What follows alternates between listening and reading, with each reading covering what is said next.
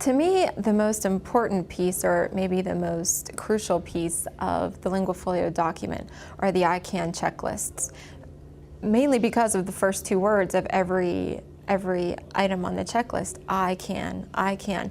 The students realize it doesn't have anything to do with the rest of the class. It doesn't have anything to do with their neighbor or the person sitting behind them or even what the teacher's saying. At the end of the day, can I do this or can I not do this? And so it gives them ownership of what they are able to do. It gives them something to feel proud of, even if they're only able to check off, yes, I can do 7 of these 10 things, and maybe their partner can do 10 and they're already on to the next level.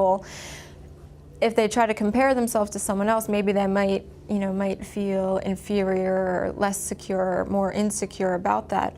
But at the end of the day, they still have those 7 things that they can do, that they own, they possess. They have that, and no one can take that away from them. So it helps them to, I think, keep themselves in check and say, you know what, maybe I still have some areas where I can grow, but I can still do this, and that's pretty important too, because that's a critical first step. Before I move on to step 3, I still have to master step 1 and step 2. The checklist, I think, has been the most helpful thing. They filled out the checklist for novice, mid, say, and I say to them, so where do you have to go? What do you have to do, and what do we have to do in the classroom so that you can make it to the next level, or so that you can finish the checklist in this particular level? And they have to decide what needs to happen.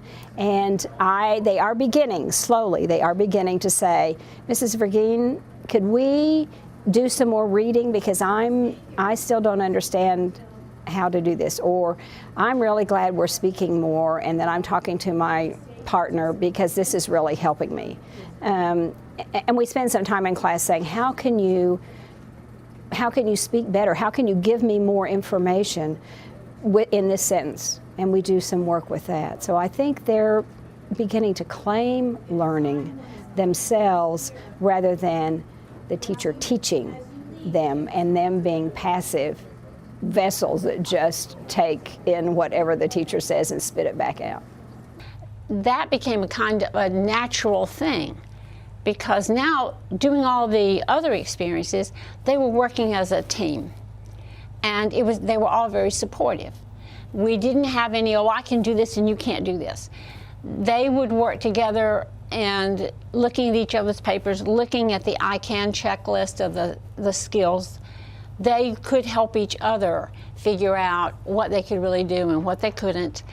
And I think that, the way I began with the cross-cultural pieces and the kids talking together, getting to know each other, I think that's the best way to go about it. At least it seems to me to be the most natural way to go about it, sharing those experiences, then working into the checklist and looking at the papers and trying to think about learning.